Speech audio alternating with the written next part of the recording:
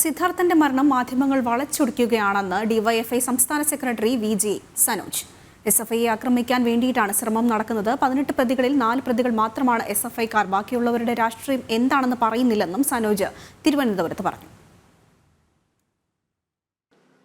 വയനാട്ടിൽ ഒരു വിദ്യാർത്ഥി ആത്മഹത്യ ചെയ്തു. കുറച്ചു ദിവസമായി ഒരുപറ്റം മാധ്യമങ്ങൾ അതൊരു ആഘോഷമായി എടുക്കുക. എന്നാൽ പിന്നെ എസ്എഫ്ഐയെ തീർത്ത് കളയാൻ ഇതാണ് കിട്ടിയ അവസരം എന്ന് വലതുപക്ഷ മാധ്യമങ്ങളും വലതുപക്ഷ സംഘടനകളും ഒത്തുപിടിച്ച് പ്രചാരവേല തുടങ്ങിയിരിക്കുന്നു. അങ്ങനെയൊന്നും അങ്ങനെ എസ്എഫ്ഐയെ ഇല്ലാതാക്കാൻ വേണ്ടി കഴിയില്ല. എസ്എഫ്ഐ കേരളത്തിലെ വിദ്യാർത്ഥികളുടെ ഹൃദയത്തിൽ ജീവിക്കുന്ന പ്രസ്ഥാനമാണ്. ഇപ്പൊ എന്തൊക്കെയാ പ്രചരണം? ആ കേസിനകത്ത് 18 പ്രതികളുണ്ട്. ആ 18 പ്രതികളിൽ 4 പേരാണ് എസ്എഫ്ഐ. എസ്എഫ്ഐയുടെ സംസ്ഥാന നേതൃത്വം ആ വിഷയത്തെ തള്ളിപ്പറഞ്ഞു. ആ കേസിൽ ഉൾപ്പെട്ട ആ പ്രതികളെ പുറത്താക്കി മാതൃകാപരമായ നിലപാട് സ്വീകരിച്ചു, നടപടി പ്രഖ്യാപിച്ചു, അത് പരസ്യപ്പെടുത്തി.